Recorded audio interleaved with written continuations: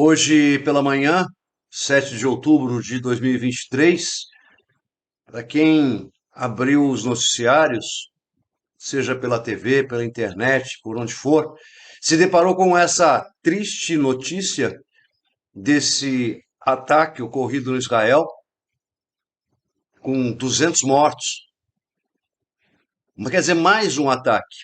Ali, aquela região fronteiriça entre a Palestina, entre o Líbano, entre Israel, essa região em particular, é uma região cheia de controvérsias, porque os palestinos dizem que é deles, Israel diz que é deles, enfim, né? Se a gente for investigar na história, a gente vai longe. Mas, de toda forma, é uma notícia triste e, lógico, que eu, como astrólogo, interessado em história, interessado nos eventos, interessado em astrologia mundial, também fiz as minhas pesquisas. Eu acredito que alguns colegas tenham feito, e eu vou compartilhar aqui com vocês a minha pesquisa usando os princípios da astrologia raiz. Então, você não vai ouvir falar de sentimento, mas sim de fatos, de situações concretas, que são os princípios empregados no âmbito da astrologia tradicional. Contudo, eu vou fazer um estudo apenas simples, pequeno, por isso mesmo, incompleto. Mas eu vou já partir direto para as conclusões, até para não esticar demais essa apresentação. E eu espero que você goste, gostando, que você comente e aproveite a oportunidade para compartilhar com outras pessoas que possam gostar também desse assunto, dessa matéria ou desse tema. Pois é, eu comecei estudando o mapa do Janus e no Janus a data e hora que a gente tem é um mapa para 14 de maio de 1948 às 16h37. Eu, como gosto de trabalhar com as fontes, meu primeiro lugar que eu fui pesquisar é o site do Astro Data Bank, o link está embaixo. E lógico que a gente lê as histórias, mas o que para mim me interessa nesse momento são as fontes da hora. A data é inquestionável, inclusive há um aspecto importante, porque é sexta-feira, é véspera do final do período do controle dessa região de Israel pela Grã-Bretanha, né? E por ser uma sexta-feira, né, quando o sol se põe, é o horário do sabá, né? Então, da hora que o sol se pôs na sexta-feira até o pôr do sol do dia seguinte é o sabá. E existiu essa preocupação, né, em função de uma série de outros fatores, de proclamar essa independência antes de iniciar o sabá, né? Se você for consultar as fontes, existem várias referências e o início da reunião que assinalou a independência se deu às 16 horas e concluiu às 16h32. Consequentemente, esse horário de 16h37 é incorreto, né? E vou lhe dar mais um motivo para você ficar com esse mapa de 16 horas, que é a conjunção de Arcturus com o ascendente. Arcturus é uma estrela, a gente pode quase dizer mágica, tá? Arcturus, né? Ela está associada a uma constelação ali próxima da Ursa Maior. É uma constelação que, quando a gente estuda as famílias das constelações, ela está associada exatamente às primeiras colonizações, às primeiras culturas que ocuparam o nosso planeta, inclusive anteriores às culturas históricas.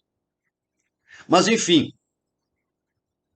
Arcturus é uma estrela que, de certa forma, está associada com nobreza, com honra, mas também com o de fazer valer os seus pontos de vista a partir da disputa, do combate, da briga.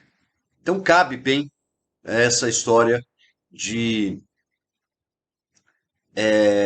Arcturus colocado no ascendente. Se fizer as 16h37, o ascendente cai para o começo de Escorpião, não há nenhuma relação com estrelas fixas. Né? Mas, veja, a gente está falando só da independência daquele território.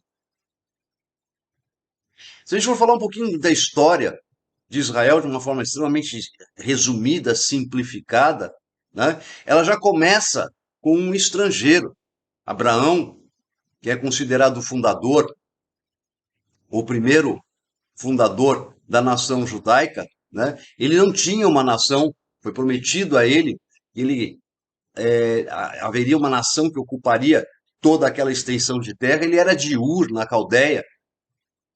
O povo judeu passou por 2 cativeiros na Babilônia, um cativeiro no Egito, era um povo errante. Né? Depois ela teve outras diásporas, todas elas podem ser pesquisadas na história, a ponto de ter se espalhado pela Europa toda e, por ocasião da, da Segunda Guerra, inclusive ter ido para os Estados Unidos. Está por trás de grandes invenções, grandes descobertas, grandes progressos. Então, se a gente for pensar o período das colonizações, quem está por trás bancando são os judeus. Rothschild, inclusive, foi acusado de a família dele formar uma rede de ser uma espécie de governo do mundo. Tá? Mas o que une efetivamente o povo judeu é essa ideia da terra prometida que foi passada para Abrão e a sua religião.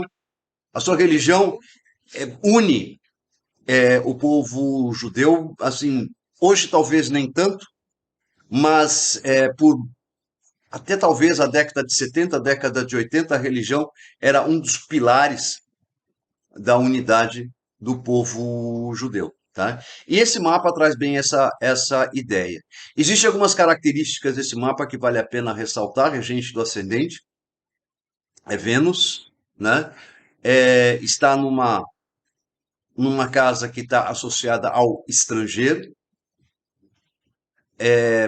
ao desenvolvimento cultural, a trazer eventualmente valores culturais antigos, mas ter de lutar por eles, uma vez que essa Vênus está nos termos de Marte, que é regente da sétima, né? É astro com o qual a Vênus se separa, então ela se separa de seus agressores, ela se separa dos seus inimigos, que muitas vezes se portam como amigos. Então, se a gente for novamente pesquisar um pouquinho a respeito da história do povo judeu, a história recente principalmente, a gente tem a Guerra dos 6 Dias, a Guerra do Yom Kippur, a gente tem várias pequenas guerras e sempre os vizinhos sempre buscando tomar aquele pedaço que eles diriam que não era deles. E particularmente com relação aos palestinos, também se encontra na Bíblia, uma vez que os palestinos são os filisteus. E se a gente for pensar no episódio de Davi e Golias, né, a gente está vendo uma repetição de Davi e Golias, só que inverso. Tá? Porque quem que é o pequeno hoje em dia é o palestino, que não tem exatamente o território da Palestina, não existe, não é oficialmente reconhecido, nem pelo Líbano e nem por Israel. Então, por isso, Israel vai ocupando. São os assentamentos, né? São os kibbutz que vão invadindo, de certa forma, esse território palestino. Então, essa encrenca, esse clima azedo entre os palestinos e os judeus é de longuíssima data e não precisa estar representado nesse mapa, uma vez que esse mapa é de 1948. Né? E essa tensão entre eles e os seus vizinhos, o povo árabe em geral, é muito mais antigo, né? Existem várias vezes que precisou se mediar, inclusive. Então, tem a da Paz de Oslo, teve a paz em Camp David, enfim, tá? Se você pode consultar no próprio site do Astro Databank, nesse link que eu botei aí, tem referências bastante interessantes que levam a esse mapa e levam a esse horário, que é o horário considerado no site, 16 horas. É com ele que eu vou trabalhar, tá? Essa Vênus, inclusive, na oposição que forma com Júpiter, traz toda essa situação de não ser um povo bem-vindo ou bem visto pelos estrangeiros. É um povo não bem visto pelos seus vizinhos, né? É basicamente essa história. E tem de se defender o tempo todo dos seus vizinhos. Egito, nós tivemos a questão do canal de Suez, nós tivemos o problema da Península de Sinai, a Guerra dos 6 Dias. Tudo isso está associado com esse mapa de uma forma praticamente cirúrgica, tá? Então, foi a partir desse mapa que eu resolvi tecer algumas ideias, levantando algumas perguntas.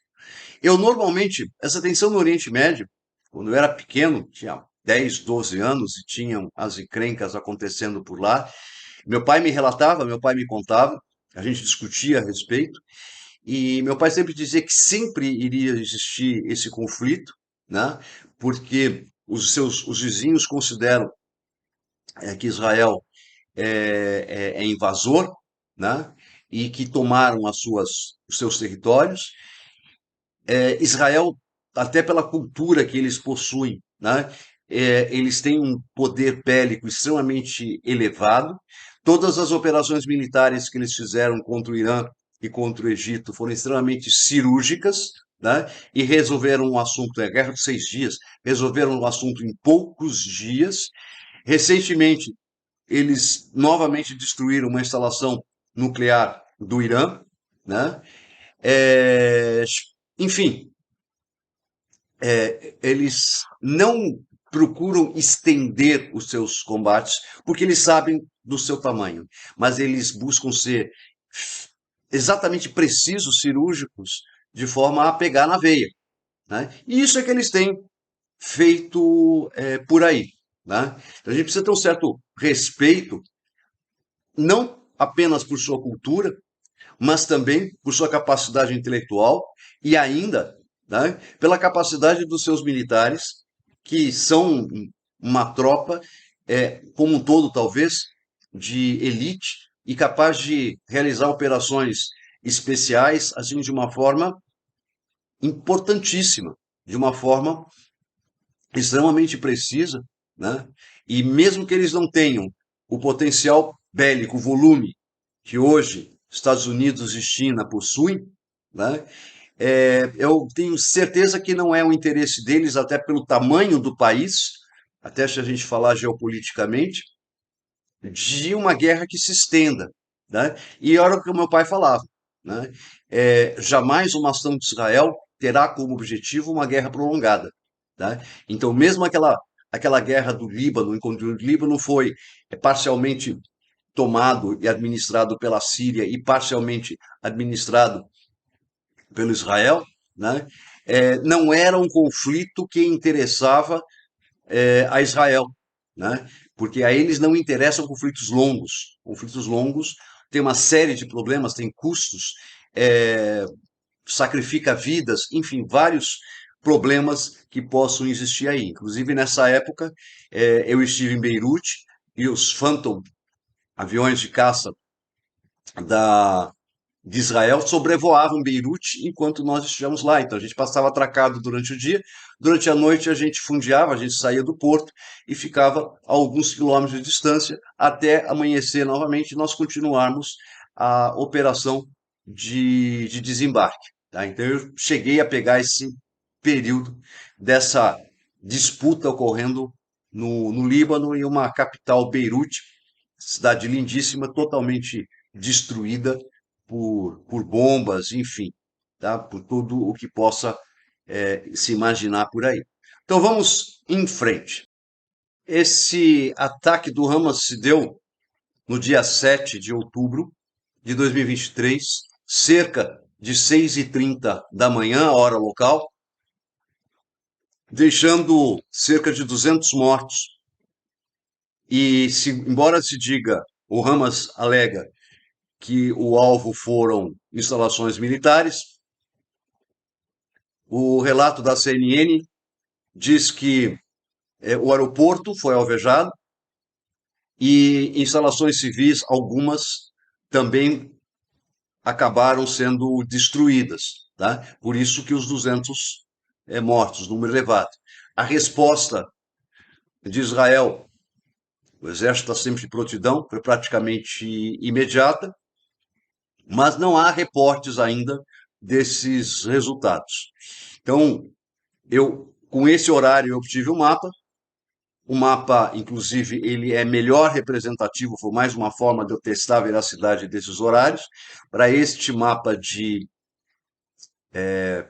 16 horas, mas mais um fator que para mim foi assim a gota d'água que precisava, que afirma a veracidade desse mapa de 16 horas, é esse eclipse que nós teremos em breve. Então hoje, dia 7, o eclipse é uma semana para frente, é dia 14. Esse eclipse do dia 14 de outubro, que não será visível para eles lá. O eclipse será visível para nós aqui no Brasil.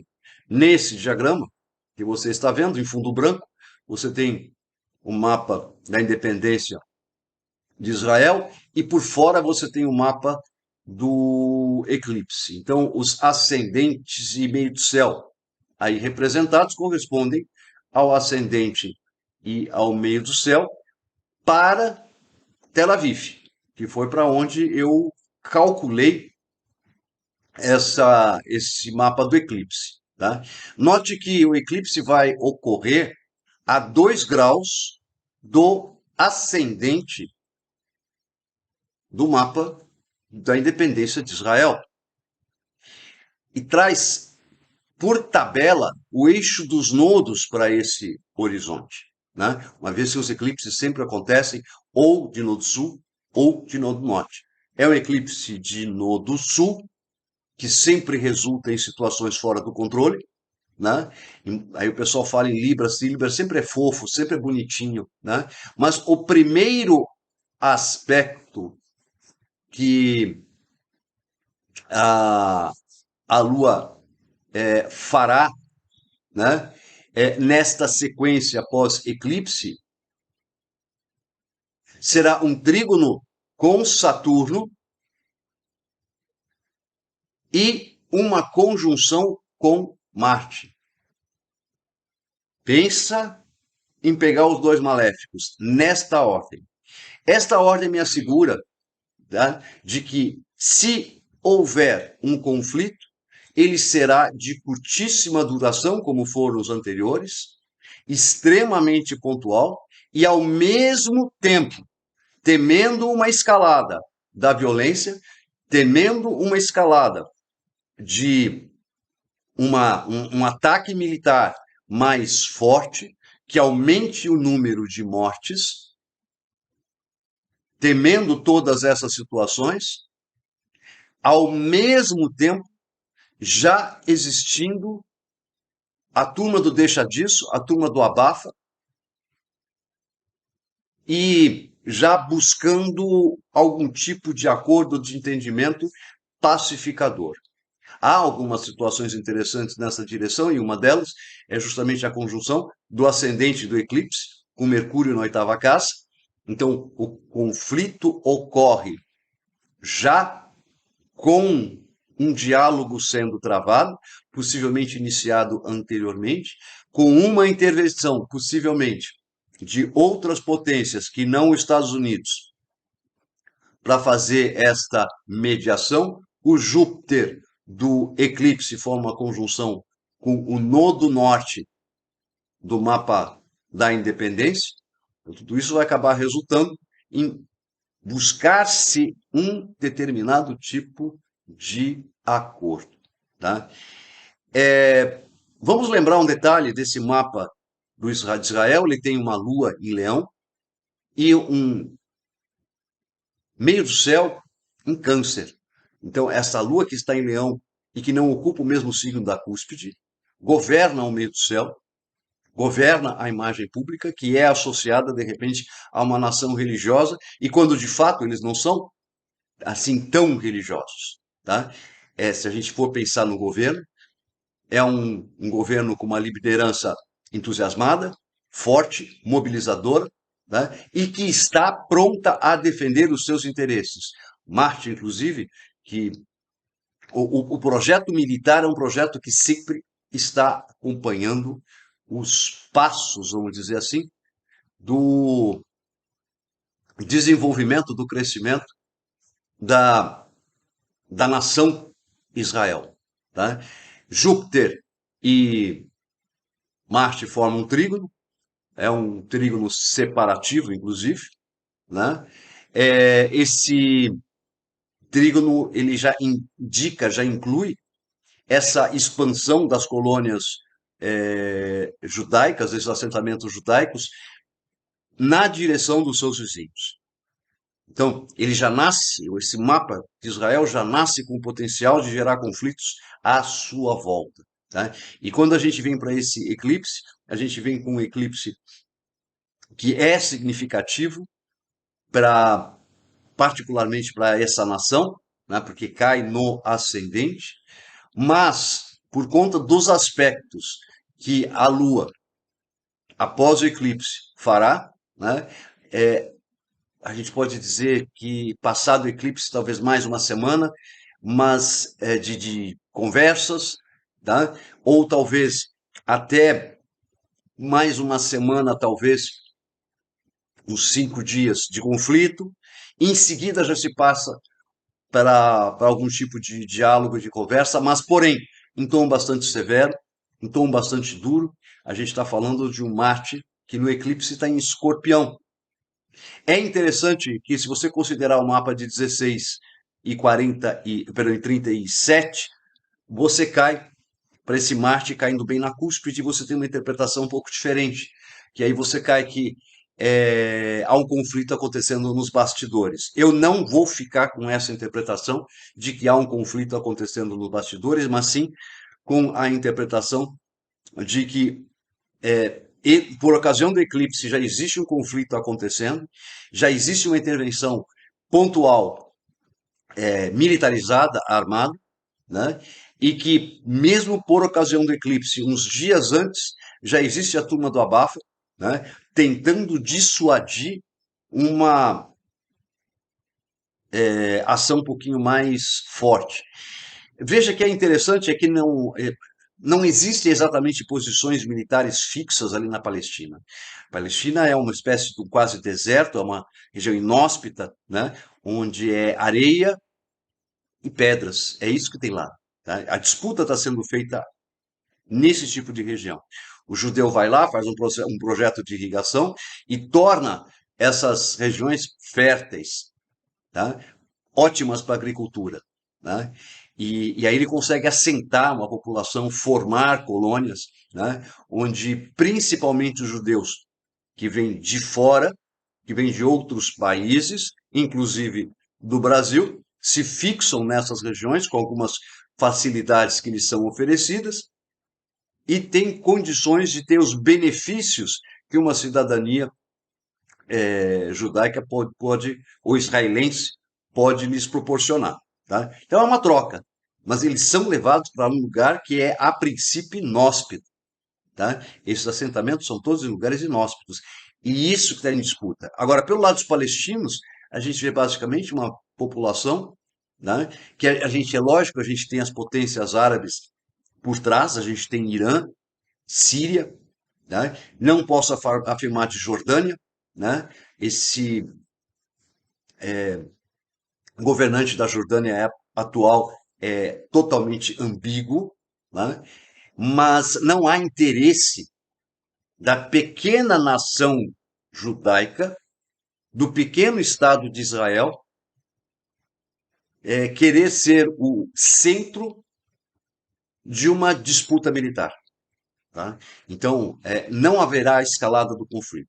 Há um outro motivo, né? A gente está tendo uma, uma guerra arrastada na Ucrânia, e essa guerra está exaurindo as munições da Europa e dos Estados Unidos, é a necessidade de produção de, de munição, né? É, em relação à necessidade do que é efetivamente utilizado na Ucrânia, né? A produção não está acompanhando, né? E os estoques, inclusive, já se foram, já estão nos limites que a Europa pode sustentar, porque ela também precisa ter os seus mecanismos de autodefesa assegurados, né? Então já começa a existir um certo clima de má vontade com relação à Ucrânia, tá? Então não há um clima para uma nova guerra longa, tá? E na própria Europa já estão havendo outros conflitos localizados. Na Ásia também estão ocorrendo alguns. Então não há interesse de que haja outros conflitos, tá? Porém, agora vem uma mais. Esse é um eclipse, se você se lembra, é um eclipse anular. O eclipse anular é um eclipse que a gente ainda vê o anel do Sol, né, por ocasião da passagem da Lua. Então, o Sol não é totalmente encoberto. Significa que há uma certa passagem da luz. Quem estiver no Brasil, ali no Nordeste, vai poder assistir de forma belíssima. Natal, Recife, vai poder ver de uma forma bem legal. Há uma passagem da luz durante o eclipse. Então, não há uma ocultação completa, né? Normalmente, esse tipo de eclipse costuma trazer, como eu disse, eclipse de nodo sul. Então, são eventos fora do controle. Então, catástrofes climáticas eu não vou nem falar porque já estão ocorrendo. Mas esse eclipse não está associado com essas catástrofes climáticas, não, tá? Mas a necessidade de se mudar o foco de determinadas situações da nossa humanidade, tá? Toda vez que surge uma guerra, né, a guerra causa um transtorno no funcionamento de todo o mecanismo comercial, o modo sabe, da nossa economia globalizada está funcionando, né? Nós tivemos a pandemia, depois da pandemia nós tivemos a guerra da Ucrânia, né? A guerra da Ucrânia começou ainda toda a logística mundial ainda não tinha se refeito, ainda não se refez, né? Então, mais uma guerra, mais uma marola, vamos dizer assim, não interessa a ninguém, tá? E um eclipse como esse tem exatamente esse alerta, não para a economia, mas para esse espírito belicoso que atualmente anda ocorrendo no âmbito da humanidade. Existem algumas razões para esse espírito belicoso, né? E uma delas são é, as diferenças sociais, vamos chamar assim, tá? Nós estamos nos encaminhando para uma sociedade cada vez mais estratificada, tá? Mas em extremos.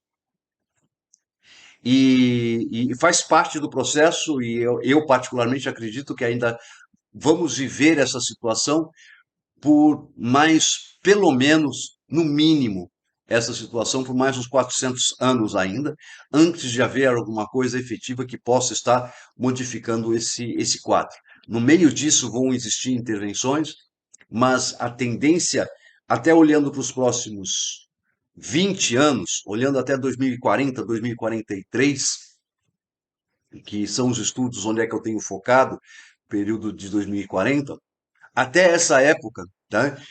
Nós teremos uma classe que pode tudo, pequena, tá? É, é, a, a turma do meio, né? Sem tocar a turma de cima e sem tocar a classe de baixo, né? Que é a classe que não pode nada aos menos favorecidos, né?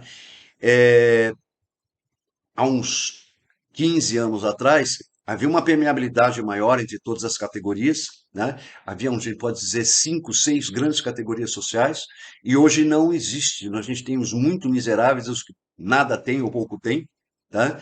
A gente tem uma turma do meio, tá? Que se vira, que se ajeita da melhor forma possível. Essa turma tem acesso a muitas coisas, mas não tem acesso a tudo. Tá? E tem a turma, os 3% da população mundial, tá? Que detém 97% da riqueza do mundo, que a estes não interessa um conflito.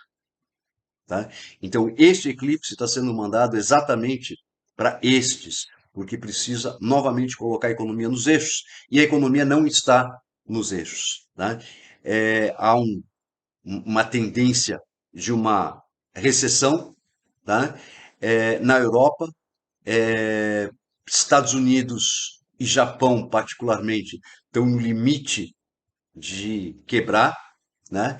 O Japão já passou da dívida pública, ela já é 2 vezes o PIB, né? É uma situação extremamente perigosa. Estados Unidos está próximo de alcançar isso, né? E, enfim, esse eclipse é dirigido à economia. Tá? Não adianta criar uma nova guerra para drenar recursos de repente, do governo para as certas instituições privadas, que foi o que aconteceu durante a pandemia, né? Criar um fator, de repente, emocional novo. Né? Os judeus já são uma nação que consegue gerar riqueza com uma certa facilidade, eles já são ricos, inclusive, não a sua maioria, mas eles já têm uma riqueza própria que eles já trazem ao longo dos séculos, pela própria cultura deles. Então, não interessa, é onde eu quero estar chegando, não interessa um conflito prolongado.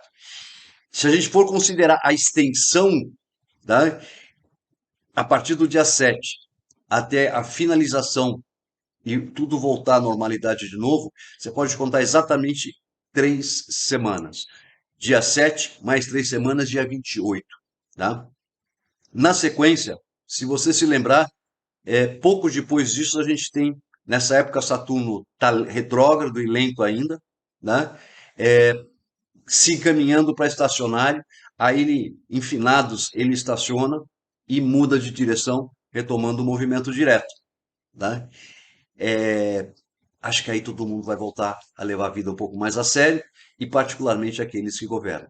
Tá? Então, esse eclipse, se você for pensar em que os arcanjos estão mandando algum tipo de mensagem para a humanidade, retomem o ponto de equilíbrio e entrem em acordo entre si. Tá? Pare tudo que gera conflitos, porque não tem nada fácil para acontecer para frente. Tá? Então, não interessa conflito para ninguém. E particularmente essa mensagem para esse povo judeu, para essa nação, para esse Estado de Israel, ela é extremamente significativa. Tá? Existem alguns detalhes com relação à escolha da data desse ataque. Houve um ataque nessa mesma época, né? Na verdade, o mesmo foi dia 6 de outubro. Tá? Eu não tenho bem certeza se foi há 20 anos atrás ou há 50 anos atrás, eu não tenho bem a lembrança, é questão de pesquisar, mas exatamente a data é a mesma. Né? E foi de propósito, se não me engano, 50 anos atrás, teve um ataque, e é interessante que esse ataque teve também como objetivo é, estabelecer uma lembrança, uma ligação com aquele ataque ocorrido há 50 anos atrás. Tá? Espero que você tenha gostado dessa apresentação, dessas ideias que eu coloquei. Parecem soltas, mas você pode fazer a costura.